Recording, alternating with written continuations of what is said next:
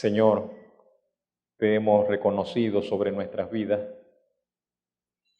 te hemos alabado con nuestro cantar, con nuestra oración, te hemos dado gracias, hemos proclamado tu grandeza, tu majestad, tu poder. Y ahora nos disponemos, Señor, para escuchar tu palabra, para mirarnos en el espejo de tu palabra. Nos disponemos a leer en ella, Señor, y examinar nuestra vida, contrastar nuestra vida, nuestro pensamiento, nuestro corazón, nuestras acciones, Señor, con tu palabra. Tu palabra es verdad, es el fundamento firme sobre el cual podemos edificar confiadamente, Señor. Tu palabra permanecerá por siglos de siglos, para siempre, Señor. En tu palabra está encerrada, Señor, nuestra bendición, Señor, nuestra seguridad, Señor, nuestra esperanza, Señor, nuestro bienestar. Bendícenos por medio de la exposición de tu palabra. Te lo rogamos en esta mañana en Cristo Jesús. Amén.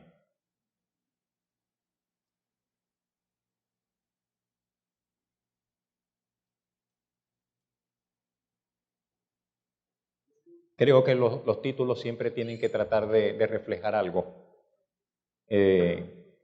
Y de ser posible, deberían encerrar todo el mensaje.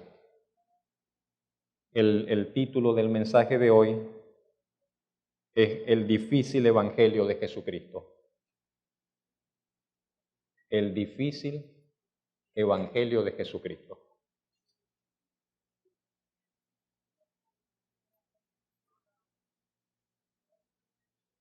Cada palabra es importante allí en esa frase. Difícil, Evangelio, Jesucristo. La palabra Evangelio, como he mencionado en repetidas oportunidades, significa básicamente como buenas noticias, buenas nuevas. Es una palabra de origen griego y solo como a manera de información, la palabra como tal está compuesta por dos términos, y angelion, evangelion. Son dos términos griegos, dos preposiciones griegas. La primera significa bien, bueno, buena. Se le colocan muchas palabras, hasta palabras que nosotros usamos en la actualidad, que se usan comúnmente en el hablar diario de las personas.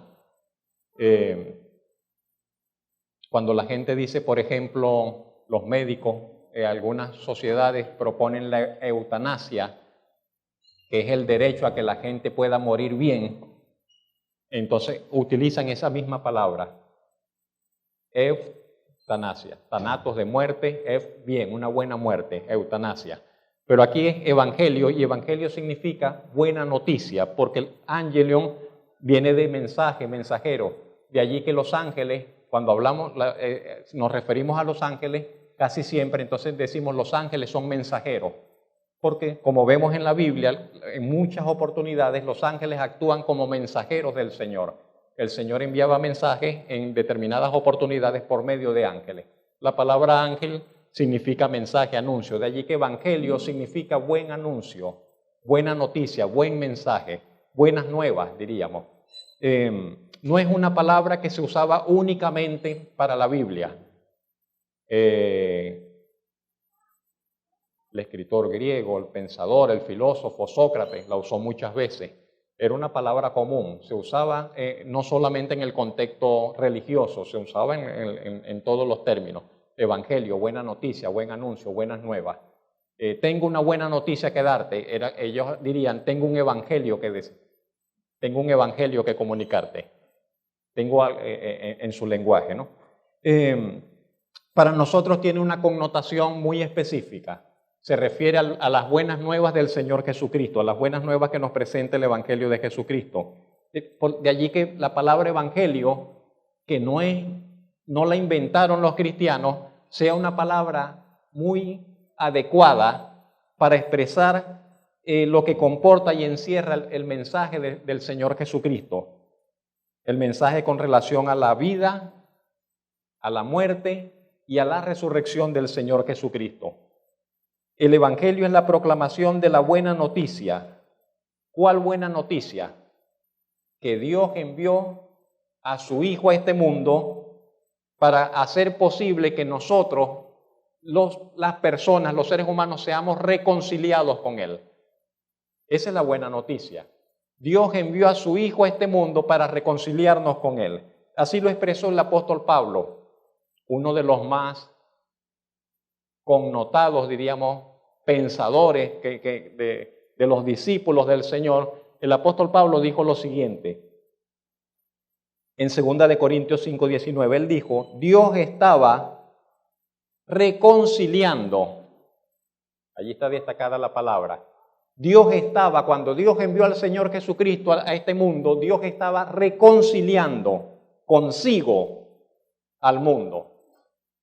No que lo estaba reconciliando entre ellos, entre nosotros, sino que Dios estaba reconciliando a la humanidad con Él, consigo al mundo, dice, no tomándoles en cuenta a los hombres sus pecados.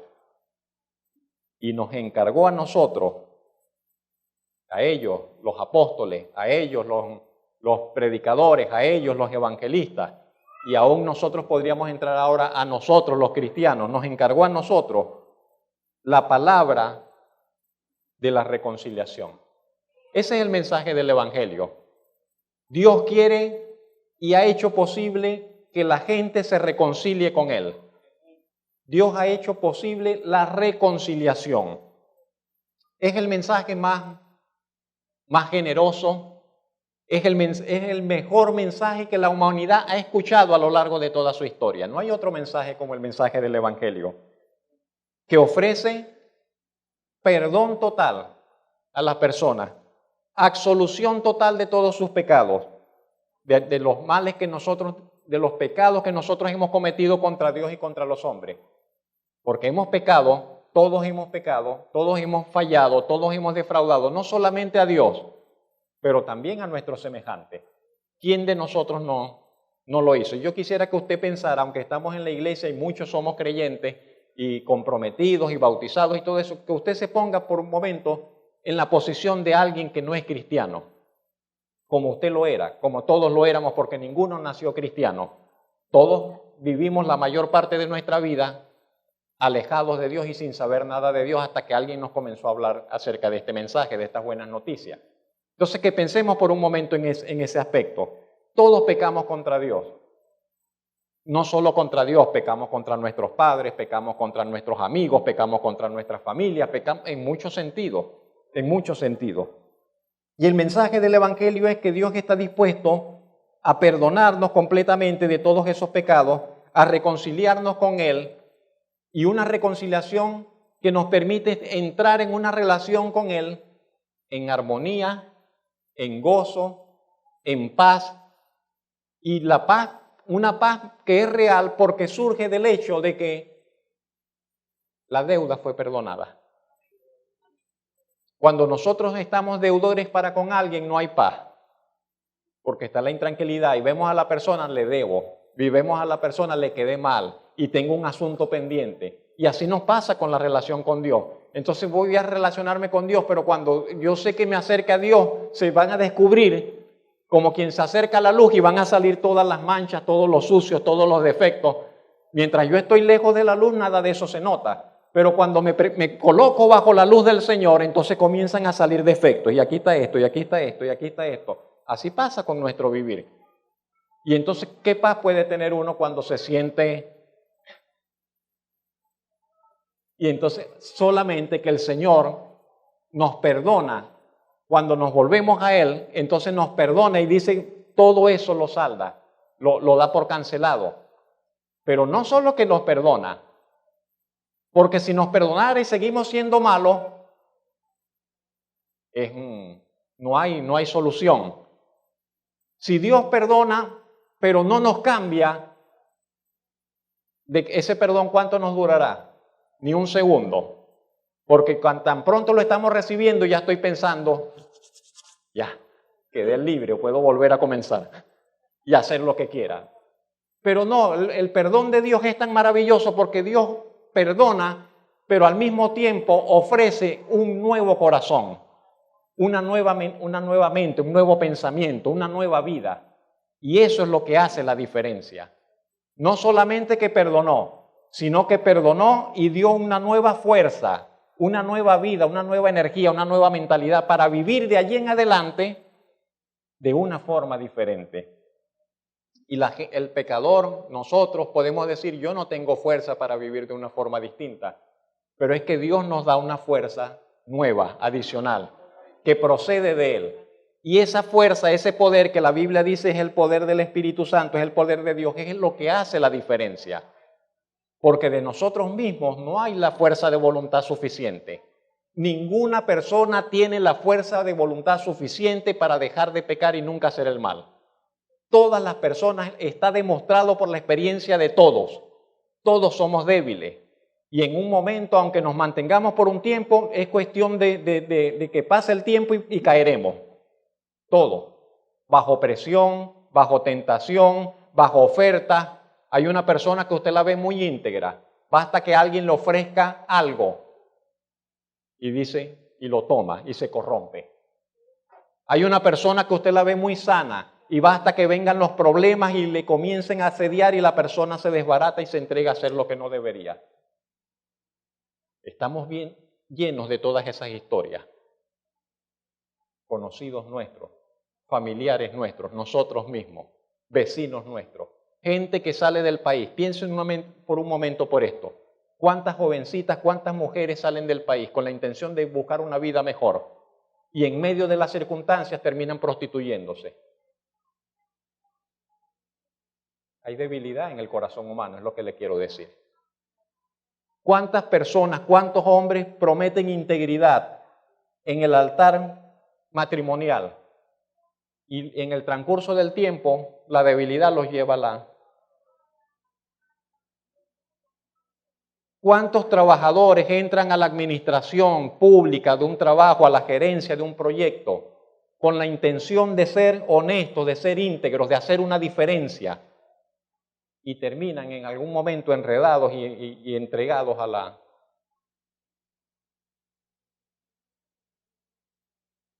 De manera que eso es una realidad. ¿Qué dice el Evangelio? A grandes rasgos el Evangelio presenta los siguientes hechos. Número 1, que Dios es bueno. Es lo que podríamos decir, el primer mensaje de la Biblia, Dios es bueno. Pero no se quede solamente con decir que Dios es bueno. Sepa, reconozca y diga, pero Dios también es santo. Y como Dios es santo, no tolera, no acepta, no entra en ningún tipo de transición con el mal, con lo defectuoso, con el pecado, con aquello que es diferente a Él. Él es santo. Y todo lo que Él quiere, entonces, y todo lo que Él hizo, lo hizo correctamente. De allí que el pecado será finalmente erradicado, el mal finalmente será destruido, será quitado de la creación de Dios. Dios no lo tolerará. Por un tiempo lo ha tolerado y da oportunidad. Pero Dios es santo. Y entonces eso lo vemos tanto en el Antiguo Testamento como en el Nuevo. En el Antiguo Testamento Dios le dijo a la congregación, habla a toda la congregación de los hijos de Israel y dile, santos seréis. Cuando tomó al pueblo de Israel, le dijo, ustedes van a ser santos, porque yo soy santo, porque yo Jehová vuestro Dios soy santo. Y si alguien dijera, no, pero es que eso era en la antigüedad, que Dios era muy estricto. No, en el Nuevo Testamento, entonces en la carta a los Hebreos, ya en la era cristiana, el escritor de los Hebreos dice, seguid la paz con todos y la santidad. Sin esa santidad, nadie verá al Señor. Entonces alguien puede decir, yo creo en Dios, pero yo no vivo una vida santa. Tenga cuidado, porque si usted no vive una vida santa, olvídese que verá al Señor. Dice, nadie verá al Señor sin santidad, porque Dios es santo. Dios es celoso, porque Dios es estricto en ese sentido. En segundo lugar, ¿qué dice el Evangelio? El Evangelio nos dice que todos estamos separados de Dios. Estamos separados de Dios por causa de nuestros pecados. Por eso le decía, considérese por un momento que usted no es cristiano.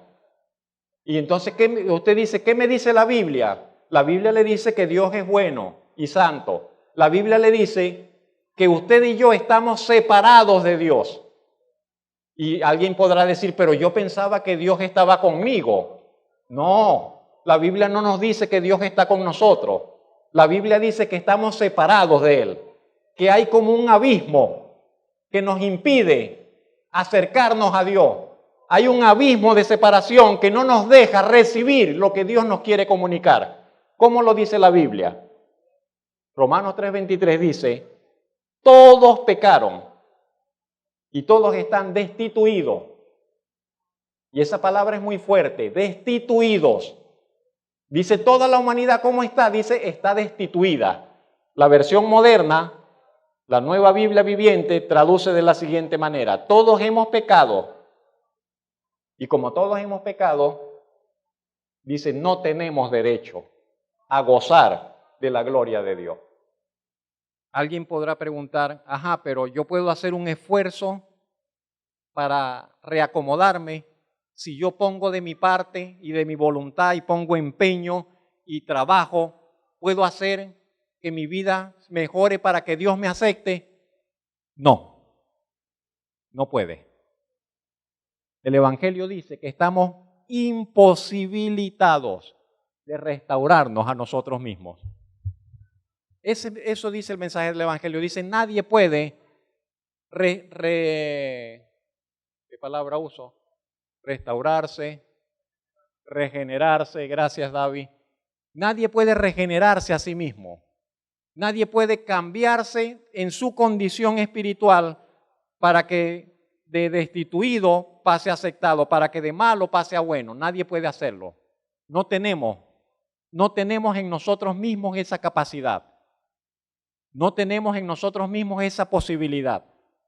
Y el apóstol Pablo lo dice de la siguiente manera.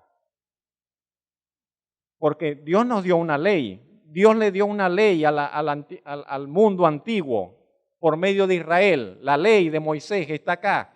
Los mandamientos, los famosos 10 mandamientos. Y alguien diría, pero tenemos la ley, si la cumplimos.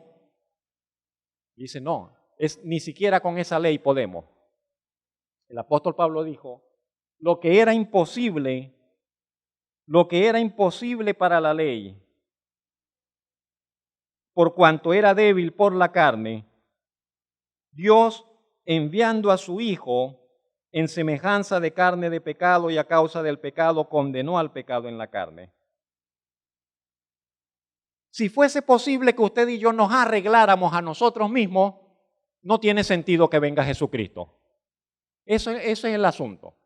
Entonces, si el hombre se podía rehacer, reacomodar, restaurar a sí mismo, no era necesario que viniese Jesucristo. ¿Para qué? Si nosotros podemos. ¿Sí me explico?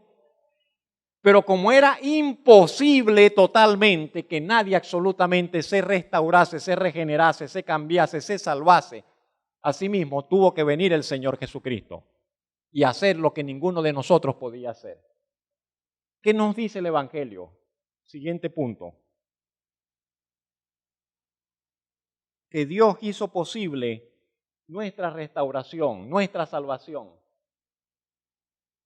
Fue Dios quien tomó la iniciativa. Dios hizo posible nuestra salvación al cruzar por medio del Señor Jesucristo el abismo, el vacío de separación que nuestros pecados crearon. Siempre tengamos presente eso. ¿Qué fue lo que nos separó de Dios? El pecado. Nuestros pecados nos separaron, crearon un abismo y después que ese abismo estuvo allí, por más que estiramos la mano, no había manera de que llegásemos al otro lado. Y Dios hizo posible nuestra salvación al cruzar, Dios mismo cruzó el abismo. El hombre no podía, Dios dijo, yo voy a cruzar ese abismo. Lo dice así la Nueva Traducción Viviente. La ley de Moisés no podía salvarnos, porque nuestra naturaleza pecaminosa es débil. Así que Dios hizo lo que la ley no podía hacer. Él envió a su propio Hijo en un cuerpo como el que nosotros los pecadores tenemos. Y en ese cuerpo, mediante la entrega de su Hijo como sacrificio por nuestros pecados, Dios declaró el fin del dominio que el pecado tenía sobre nosotros. Gloria a su nombre. ¿Qué dice el Evangelio? Además, que el Señor Jesucristo tomó nuestro lugar al pagar el precio que nuestros pecados merecían. Eso es sumamente importante. Se habla de la sustitución. El Señor se puso en el lugar suyo. El Señor se puso en el lugar mío. Alguien tiene que pagar el precio. ¿Quién puede pagar? Y dicen, nadie puede pagar. Todos están arruinados, todos están endeudados. ¿Nadie tiene para pagar? No, nadie tiene para pagar. ¿Y entonces quién va a pagar? Y el Señor Jesucristo levantó y dijo, yo voy a pagar por ello. Pero alguien tiene que morir. Y dijo el Señor Jesucristo, yo voy a morir en lugar de ellos. Crucifíquenme a mí, mátenme a mí, yo coloco mi sangre. En palabras más, palabras menos, más o menos eso fue lo que sucedió. El autor de los Hebreos dice, vemos a aquel, hablando del Señor Jesucristo, que fue hecho un poco menor que los ángeles cuando se encarnó, cuando se hizo hombre parecía menor que los ángeles, pero era mayor que todos. A Jesús, coronado de gloria y de honra a causa del padecimiento de la muerte, para que por la gracia de Dios gustase la muerte por todos. La versión internacional dice, ese mismo texto lo traduce así, sin embargo, vemos a Jesús, que fue hecho un poco inferior a los ángeles, coronado de gloria y honra por haber padecido la muerte. Así, por la gracia de Dios, la muerte que Él sufrió resulta en beneficio de todos. Hay una lógica tan perfecta en el Evangelio. Hay una lógica casi, diríamos, matemática en el Evangelio. Entonces hay una deuda, alguien tiene que pagar, este no puede, estos no tienen, y viene el Señor Jesucristo y Él cancela la deuda y Él paga. Y porque Él paga, entonces el beneficio, al Él pagar la deuda de todos, entonces todos los otros pueden quedar libres, pueden quedar perdonados, pueden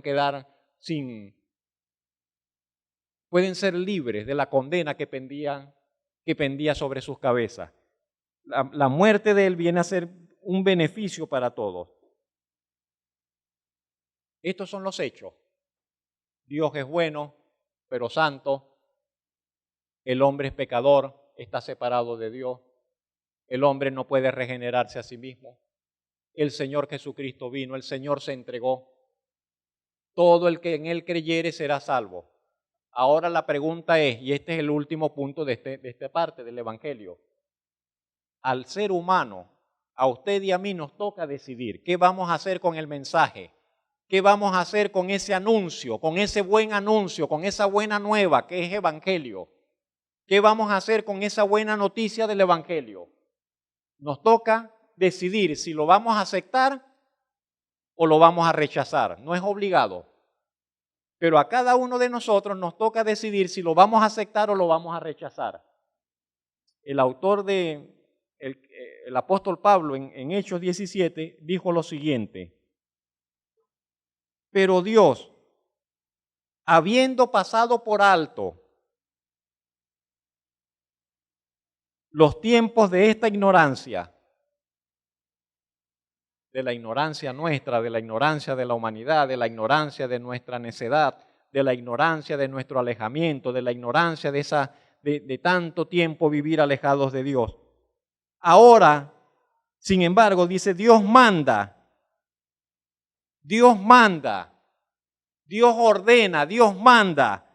a todos los hombres en todo lugar. ¿Qué les manda? Dice, Dios manda a los hombres que se arrepientan, por cuanto ha establecido un día en el cual juzgará al mundo con justicia, por aquel varón a quien designó, dando fe a todos con haberle levantado de los muertos. La oferta del Evangelio se extiende a todas las personas. No importa dónde esté, no importa qué haya hecho en su vivir, no importa cuál haya sido su pasado, no importa cuál haya sido su origen, no importa su condición física, intelectual, económica, de ningún tipo, no importa. La oferta del Evangelio se extiende a todas las personas, en todo pueblo, en toda cultura, en toda nación. Es para nosotros los occidentales, pero es también para los orientales, para los africanos, para los hinduistas, es para todos, para todas las personas. Es para los musulmanes que están en todas las noticias ahora en todo el mundo, es para aquellos que están haciendo las barbaries que están haciendo allá en Europa y en parte de Asia. Es para todo el mundo. La oferta del Evangelio es para todos. Todos tienen cabida. Todos tienen cabida, pero hay condiciones. Pero hay algunas condiciones. Y rápidamente veamos 3 solamente. Número 1. Esa es una. ¿Qué pide el Evangelio? Dice, hay que depositar toda confianza únicamente en la obra de Jesucristo. Eso es lo que dice el Evangelio. Si usted se va a reconciliar con Dios, aceptándolo, el Evangelio, aceptando la propuesta de Dios, entonces tiene que colocar su confianza únicamente y exclusivamente en el Señor Jesucristo. Porque la Biblia dice en Hechos 4:12 que en ningún otro hay salvación. Porque no hay otro nombre bajo el cielo dado a los hombres en que podamos ser salvos. Usted se tiene que olvidar de los santos, usted se tiene que olvidar de José Gregorio, usted se tiene que olvidar de la Virgen María, usted se tiene que olvidar de todos. Y solamente el Señor Jesucristo y poner su confianza única y exclusivamente en el Señor Jesucristo. Nadie más.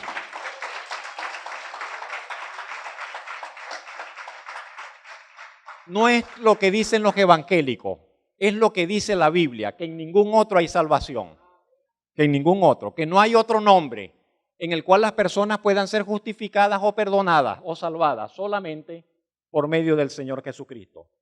En segundo lugar, usted tiene que renunciar a todo aquello que es reprobado por Dios. Toca renunciar a algo, a cosas, a pensamientos, a costumbres, a hábitos, a ideales, a deseos. El apóstol Pablo le escribe a Tito y dice, la gracia de Dios se ha manifestado para salvación a todos los hombres. Ese es el hecho. La gracia de Dios, la gracia, favor inmerecido, bondad inmerecida, se ha manifestado para salvación a todos los hombres, pero dice, enseñándonos que, renunciando a la impiedad, renunciando a los deseos mundanos, vivamos en este mundo sobria, justa y piadosamente. Si alguien dice, yo quiero ser cristiano, pero al mismo tiempo seguir con las cosas que me gustan, no se puede. No puede. No, de esa manera no podrá. Tendrá que renunciar, como dice allí, a la impiedad, a todo aquello que es contrario a la piedad y la fe. Tendrá que renunciar a los deseos mundanos. Si un joven dice, no, yo quiero ser cristiano, tengo 4 novias, no puede ser cristiano y tener 4, ni 2, una sola. Y esa única novia tiene que conducirse con ella con absoluta pureza. No es que va a andar tampoco entonces haciendo las cosas que hacen los no cristianos con los novios. No se puede. Y lo mismo para cualquier área. Entonces dice, renunciando a los deseos mundanos, renunciando a la impiedad. ¿Quiero apegarme al Evangelio? Bueno, habrá cosas que tendremos que dejar. En tercer lugar, para cerrar este punto, hay que perseverar. Perseverar y mantener la confianza hasta el final de nuestra vida. El Señor Jesucristo dijo, seréis aborrecidos por causa de mi nombre. Expresión fuerte. Mas el que persevere hasta el fin, este será salvo. Una señal de la verdadera fe, una señal de la verdadera fe es que se mantiene en el tiempo. una señal, una evidencia de que hay una fe verdadera es que la fe se mantiene. El escritor Stefan Zweig, famoso escritor, narraba la experiencia de un grupo de personas que estaban se extraviaron en un bosque y les llegó la noche y era una nevada muy fuerte y eran tres y los tres pensaron que se iban a morir. Y entonces que no iban a sobrevivir porque la nieve, oscuro, no tienen un fuego, no tienen nada. Uno era un fumador empedernido, el otro era un vicioso con las cartas y el otro era un hombre entregado a la bebida y llevaba su botella. Y esa noche, como los tres se convencieron de que iban a morir, supuestamente se arrepintieron. El otro botó la botella antes de morirse, el otro botó la pipa y el otro botó las cartas. Y así se encomendaron al Señor y a la muerte. Al otro día, para sorpresa de ellos, los tres amanecieron y estaban vivos. Y al rato, el que había botado la botella se fue disimuladamente y agarró su botella otra vez. El otro buscó su pipa, el otro recogió sus cartas y bueno, así sin muchas palabras continuaron con su vida. ¿Había verdadera fe? ¿Hubo un verdadero arrepentimiento? ¿Hubo una verdadera entrega? No. Solamente la cuestión de la presión y tal, pero nada. Pero nada. Entonces, una prueba de la verdadera fe es que se persevera. Aunque nos persigan, aunque tengamos problemas, aunque tengamos pérdidas, dice, pero persevera hasta el fin. Y el Señor dijo, el que persevere hasta el fin, ese será salvo. El pastor Jorge Altieri expresa, el Evangelio no es un mensaje inventado por los hombres. El Evangelio no es un mensaje de superación personal, está muy de moda la superación personal, el llamado a la superación personal, la autoestima. Pero el Evangelio no tiene que ver nada con superación personal. El Evangelio no tiene que ver nada con autoestima, con quiérete a ti mismo, con ponte tú mismo en el primer lugar. El Evangelio tampoco es de que yo voy a la iglesia, de que el que va a la iglesia, ese es el Evangelio. No, no es eso. El Evangelio no es solamente de decir que no, yo hago buenas obras y ayudo al que está necesitado. Hay mucha gente que ayuda a los necesitados, organizaciones de caridad. En este momento en el país, usted sabe, hay una tragedia ya en los Andes, hay una tragedia en distintos lugares y las organizaciones están enviando recursos. Pero eso no significa de que ellos creen en el Evangelio ni que están viviendo el Evangelio. El Evangelio no significa que uno es evangélico, católico, protestante, pentecostal, bautista o alguna otra denominación. No tiene que ver con una confesión determinada. No se entra al Evangelio por nacer en la iglesia. ¿Cuántos niñitos? Allí están los salones de la escuela bíblica con niñitos pequeñitos. Desde sus tempranos años están viniendo a la escuela bíblica, pero eso no los hace que participen del Evangelio. Ellos no están en el Evangelio. El Evangelio no es simplemente creer en Dios. ¿Sabe cuánta gente dice creer en Dios y no han creído en el Evangelio? El hermano Jonathan Leeman dice, el Evangelio es la buena noticia que llega al final de una larga historia. La historia de seres humanos que se rebelaron contra Dios y se declararon a sí mismos reyes sobre este mundo. Porque esa es la tragedia que todavía hasta hoy perdura. El ser humano dice ningún Dios, ningún nada. Yo no creo en Dios. Nosotros somos los que decidimos y somos dueños de nuestro destino y en nosotros y en nuestra voluntad está la capacidad de hacer y de deshacer. Dios para los débiles, Dios para los de conciencia débil. El Evangelio es la historia de esos hombres que se rebelaron, de seres humanos que Dios creó a su imagen y semejanza para que le representaran, porque el ser humano fue creado en esta tierra para representar a Dios, para que reflejara la gloria de Dios, la grandeza de Dios, la sabiduría de Dios, la creatividad de Dios, el orden de Dios. para que gobernaran como Él gobierna, con bondad, con justicia, con santidad, con amor. Pero los seres humanos dijeron, no, nosotros somos más sabios que Dios. Y escogieron gobernarse a sí mismos. Corrompieron su naturaleza y se ganaron el castigo de la muerte. La buena noticia que llega al final de esta historia, una historia triste, por cierto, la de la humanidad, es la historia, es la buena noticia de que el Hijo de Dios vino a vivir la vida de perfecta obediencia que el primer hombre Adán no pudo vivir. Aquel que era la mismísima imagen de Dios, el Señor Jesucristo, vino como hombre y estableció un reino, obedeciendo a su Padre Celestial hasta lo sumo. No solamente estableció un reino el Señor Jesucristo, ganó un pueblo para ese reino, entregando su vida como pago por la culpa del pecado. Y finalmente resucitó de la muerte, inaugurando una nueva y completa creación. Ese en parte podríamos decir, eso es el Evangelio. El Señor Jesucristo vino a hacer lo que no podíamos, nos rescató, nos salvó a precio de sangre, estableció un nuevo principio, una nueva norma, un reino. Un reino. Pilato le decía, pero tú eres rey. Y el Señor Jesucristo le dijo, mi reino no es de este mundo, pero es rey. Rey de reyes y Señor de señores. Bendito su nombre.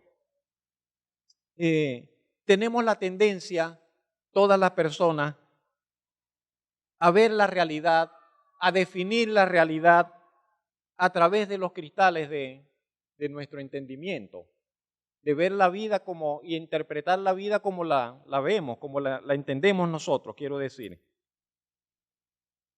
Pero todos nosotros tenemos nuestras limitaciones visuales de entendimiento. Todos nosotros tenemos nuestros prejuicios. Todos tenemos ciertos prejuicios. Tenemos nuestros errores de percepción, de interpretación. De allí que una de las cosas más importantes y fundamentales es que nosotros vayamos acá, a la palabra de Dios, y tratemos y aprendamos a mirar la vida a través de este cristal, que es la palabra de Dios. Que aprendamos a interpretar las cosas que están afuera a través de la palabra de Dios, del cristal de la palabra de Dios. Nosotros podemos pensar algunas cosas y tener razón en algunas, pero habrán muchas en las cuales no tendremos razón y tendremos que mirar a través de acá para ver las cosas como son. Puede que el cristal de nosotros esté distorsionado, puede que le falte aumento, puede que le falte claridad, en fin, tenemos que ir a la palabra de Dios. Tenemos que ir a la palabra de Dios. Y cuando nosotros vamos a la palabra de Dios, cuando alguien va a la palabra de Dios encuentra que hay cosas que le gustan, pero hay cosas que le asustan. Hay cosas que nos van a agradar y hay cosas que nos van a casi que horrorizar, que nos van a intimidar. Hay cosas que nos van a parecer muy agradables y hay cosas que nos van a parecer muy espinosas, muy difíciles. Esa es la palabra de Dios. Tiene esas cosas. Y tenemos que aceptarlas. Las que nos gustan y las que no nos gustan. Las que nos parecen cómodas y las que nos parecen casi imposibles de sobrellevar. Pero esa es la palabra de Dios. Esa es la palabra de Dios. En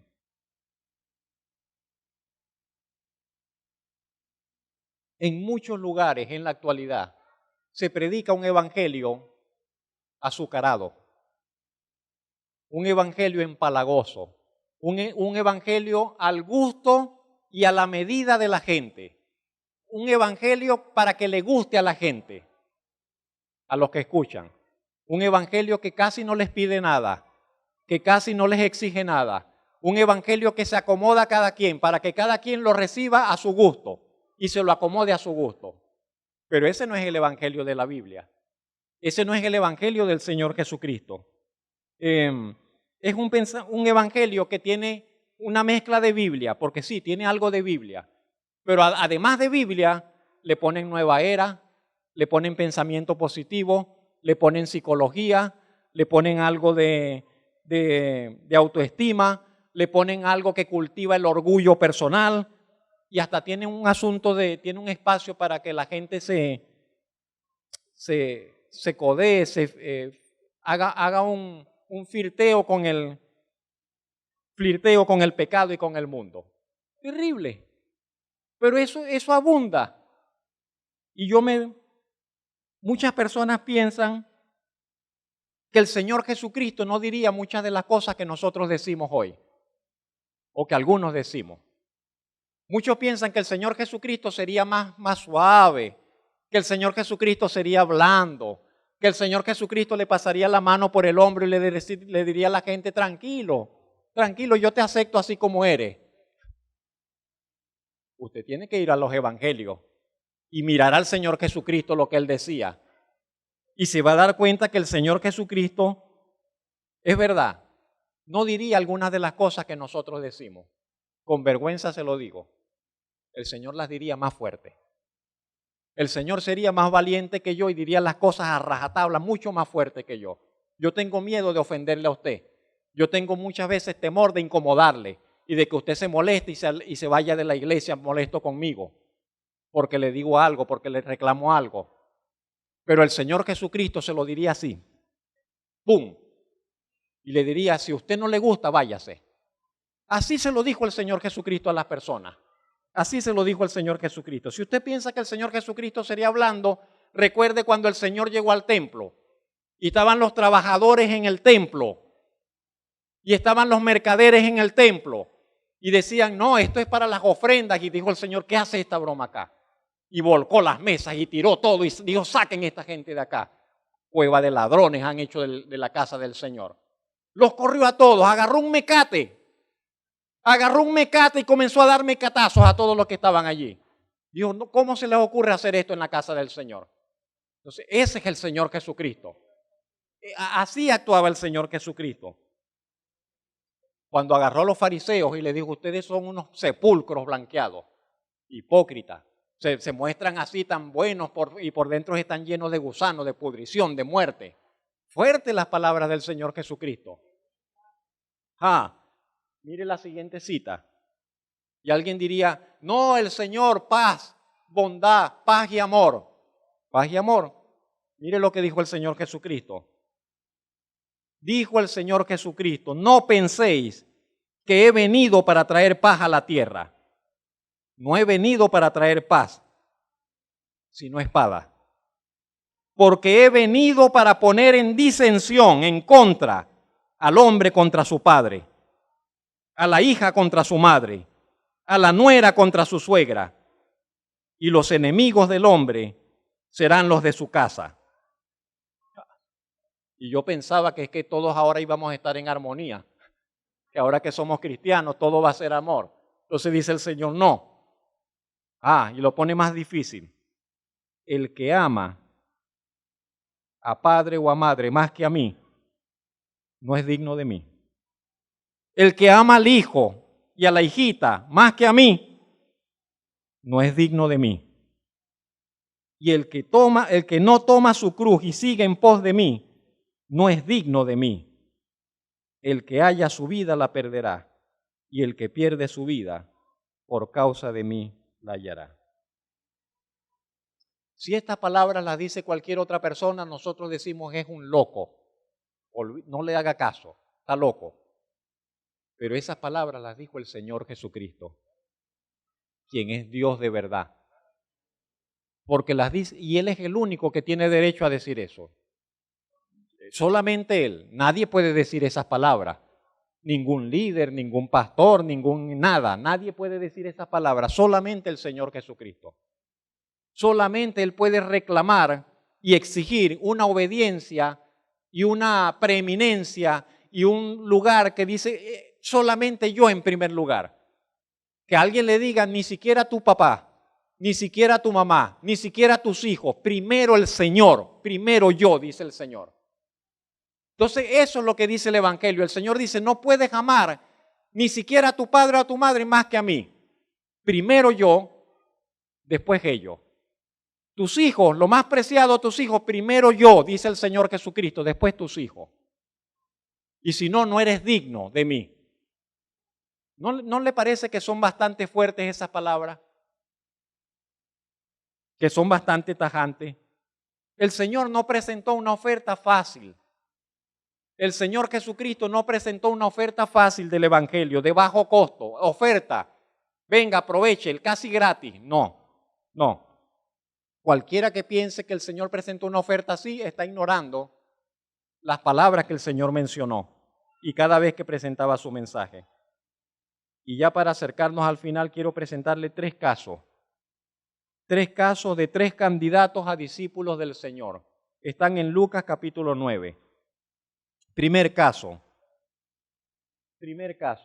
se nos refleja allí en esas palabras. Ellos iban caminando, el Señor y los discípulos, y uno le dijo en el camino, se acercó un hombre y le dijo, Señor, te seguiré a donde quiera que vayas. Tremendo. Este hombre le dice al Señor Jesucristo, Señor, te voy a seguir a donde quiera que tú vayas. Ese hombre estaba bien seguro de que quería seguir a Jesús a donde quiera que fuese. No esperó que el Señor lo llamara, él mismo se ofreció. No esperó que el Señor le llamara y le dijera, ven acá, sígueme, sino que él se ofreció, Señor, aquí estoy, te voy a seguir. Voluntariamente, resueltamente. O tenía mucha confianza este hombre, o era muy emocionalista, que actuaba por emociones, por impulso, y de momento dijo, bueno, yo voy a seguir al Señor. No lo sé. Lo cierto es que el hombre no tenía idea de lo que significaba seguir al Señor. Siempre hay un costo, habrá un costo por seguir y servir al Señor. Todos los que decidimos, todos los que deciden seguir al Señor, tienen que pagar un costo, tienen que asumir un costo. No para su salvación, no es de eso, para seguir al Señor, para servir al Señor. Hay un costo que asumir, un precio que pagar. Y el Señor que conoce todos los corazones, el Señor que conoce todos los caracteres, que conoce todas las voluntades, cuando vio a este hombre que le dijo, Señor, te voy a seguir, el Señor le respondió poniéndole en claro el costo de lo que estaba implicado, de lo que estaba en juego. El Señor nunca manipula a nadie. La gente muchas veces manipula para ganar provecho, para ganar simpatía, para ganar apoyos. La gente manipula emocionalmente, hace promesas que no son del todo ciertas, pero el Señor Jesucristo jamás manipuló a nadie. El Señor Jesucristo jamás ofreció algo para que la gente se animara. No. Entonces este hombre que le dice, te voy a seguir a donde quiera, el Señor no le dijo, qué bueno, ven. No, el Señor le dijo, ok. Y el Señor le dice, las zorras tienen guarida. Las zorras, los animales, el zorro. Las aves de los cielos tienen nidos. Un lugarcito, una casa, un lugar donde, como de refugio, de un sitio de pertenencia. Y le dice, pero el Hijo del Hombre no tiene ni dónde recostar la cabeza. Esa fue la respuesta que le dio el Señor. El hombre le dice, te voy a seguir, y el Señor le dice, pero mira algo, las zorras tienen su cueva, los pájaros tienen sus nidos, yo no tengo ni dónde poner la cabeza. ¿Estás seguro que me quieres seguir? ¿Estás seguro que me quieres seguir?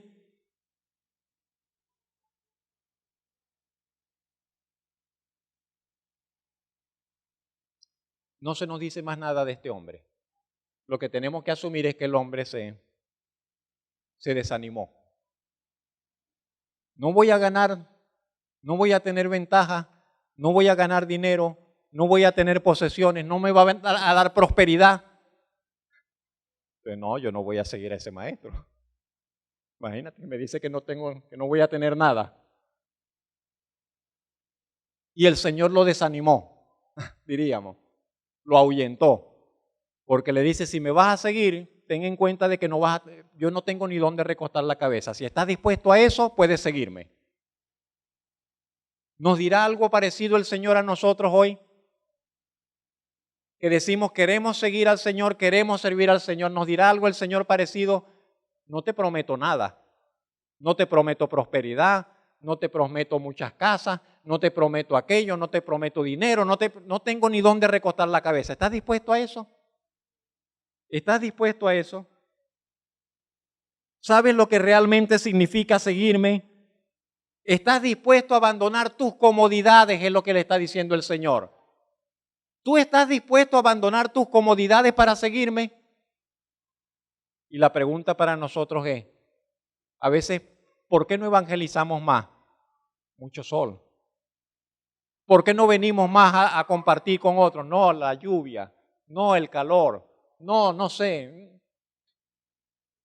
No sé.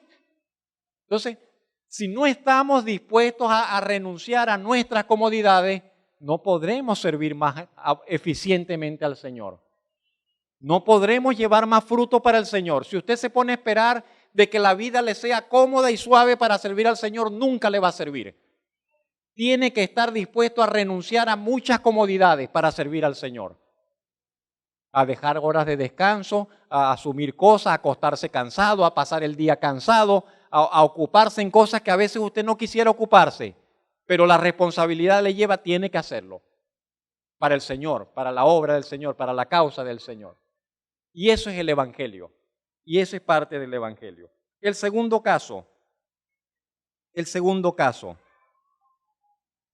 este no fue que le dijo al Señor que le seguiría, sino que el Señor lo llamó. Y el Señor vio a otro hombre y le dijo, sígueme. Eso fue todo lo que el Señor le dijo a este hombre, sígueme. Fue llamado directamente por el Señor.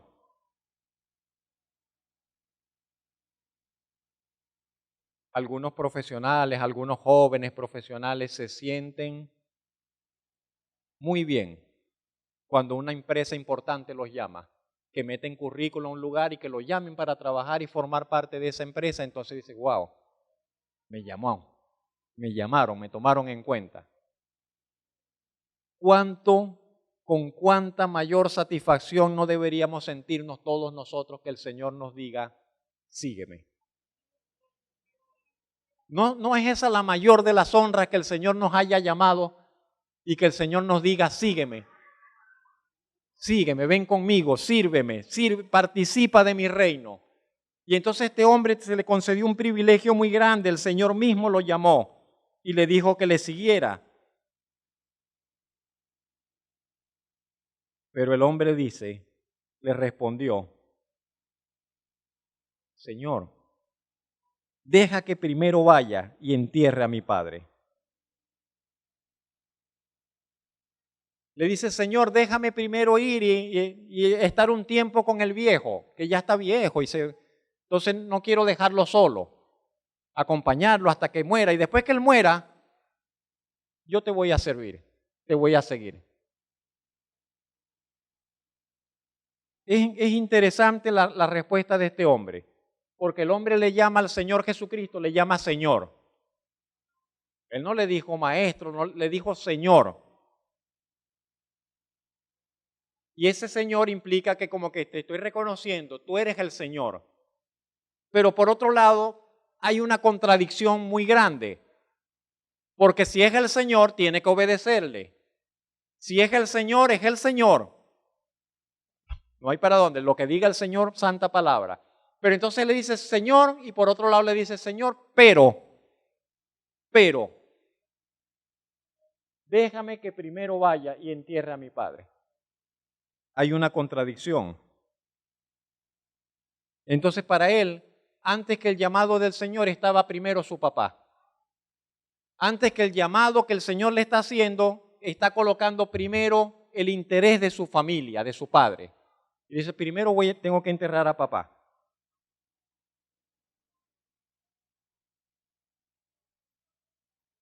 ¿Qué nos dice esta escena? Hoy es el día, hermanos, hermanas, amigos, hoy es el día y el momento de dar la honra de vida al Señor. Este es el momento, en este tiempo nuestro, no sé en qué circunstancias usted vive, pero en este tiempo que usted está viviendo, en esta realidad que usted vive, hoy es el tiempo y el momento para que usted le dé la honra al Señor. No espere que le cambie la vida, no espere que cambien ciertas cosas en la familia, no espere que suceda, que cambie la situación del país para comenzar a honrar al Señor. Honre al Señor hoy con su realidad y responda a la invitación del Señor. Responda a la invitación que el Señor le hace. El Señor Jesucristo le respondió. Una frase también muy... Deja que los muertos entierren a sus muertos y tú ve y anuncia el reino de Dios. Hay cosas que la gente que no conoce a Dios puede hacer perfectamente. Pero hay cosas que solamente los cristianos pueden hacer. Hay cosas que únicamente usted como cristiano puede hacer y nadie más las puede hacer.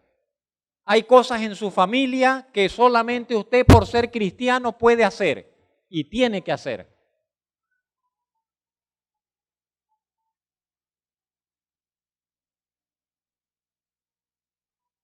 Pero también tenemos que decir, nada ni nadie debería levantarse en nuestros corazones para impedir que sirvamos al Señor, que le prestemos obediencia al Señor. ¿Cuántas metas, cuántos propósitos tiene usted en su corazón? No lo sé, pero servir e impulsar el avance de la causa de Cristo en la tierra debería estar en el primer lugar de cada uno de nosotros. Servir e impulsar la causa de Cristo debería estar en el primer lugar en cada uno de nosotros. El tercer caso y último. Entonces también dijo otro, te seguiré, Señor, pero déjame que me despida primero de los que están en mi casa. Este es el tercer candidato al discipulado, al servicio. También se ofrece voluntariamente, como el primero. Pero de forma similar al segundo candidato manifiesta una contradicción. Le dice, Señor, pero déjame que primero haga esto. El Señor le da una respuesta también tajante. Le dice, nadie, ninguno que ponga su mano en el arado y esté mirando para atrás, es apto para el reino de Dios. Dice, si vas a poner la mano en el arado del Evangelio, no puedes mirar para atrás, solo hacia adelante. ¿Me vas a seguir? Deja atrás a lo que vas a dejar atrás. El hombre dice, deja que vaya primero y me despida de la familia. Eso fue lo que dijo, ¿no? Que me despida primero de los que están en casa. Y el Señor le dice, si me vas a seguir, no mires para atrás. Deja la familia atrás y sigue adelante. Los seguidores y los discípulos de Cristo y su Evangelio no pueden estar dominados por sentimentalismo. ¿Hacia dónde vamos?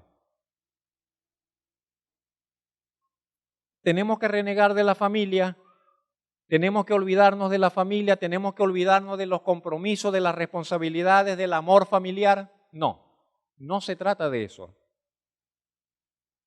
Pero sí se trata de que nada ni nadie debe tener la preeminencia, el primer lugar en nuestros corazones para con el Señor Jesucristo.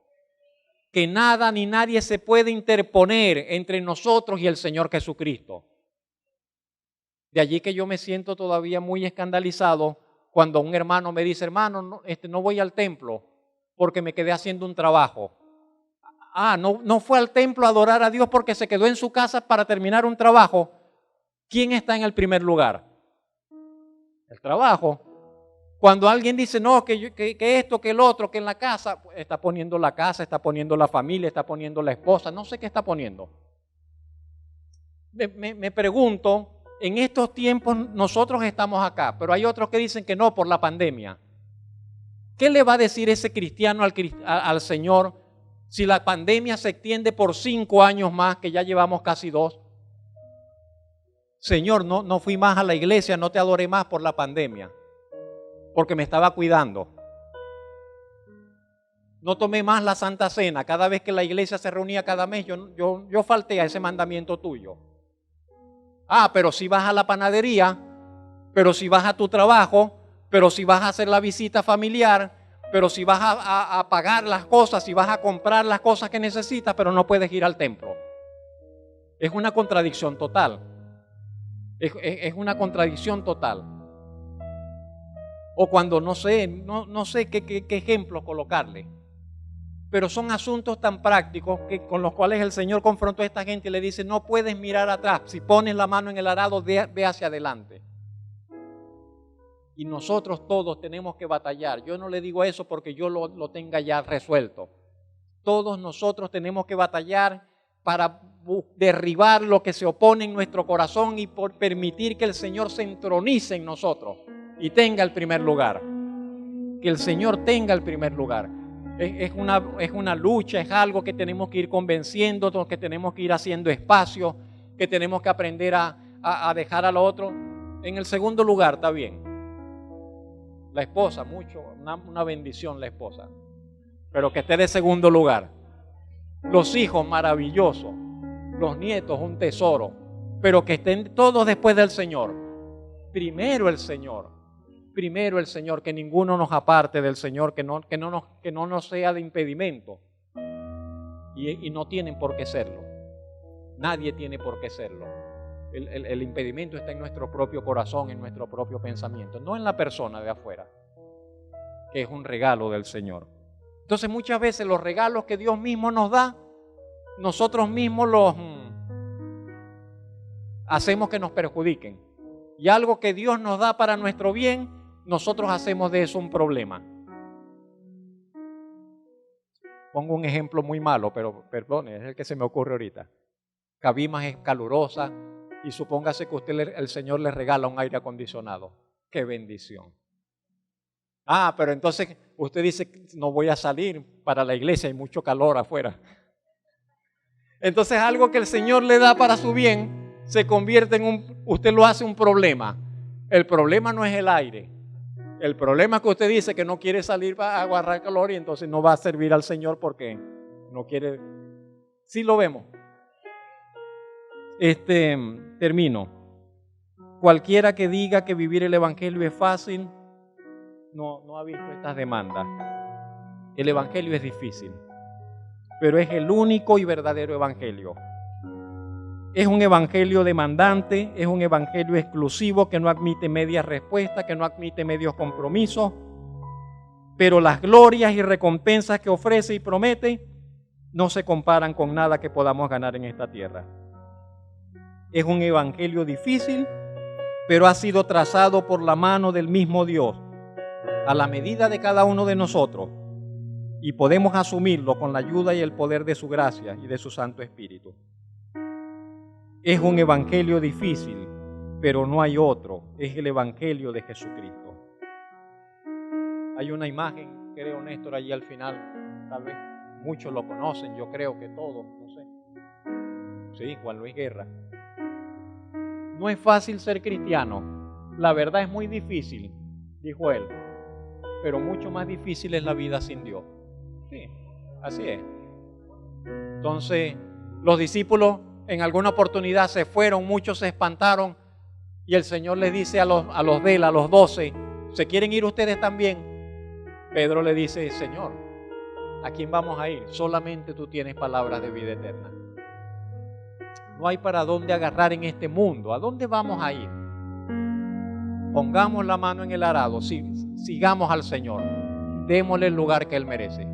Que el Señor les bendiga.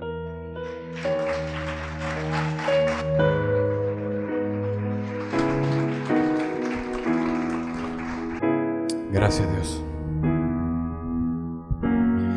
Yo quiero más de ti.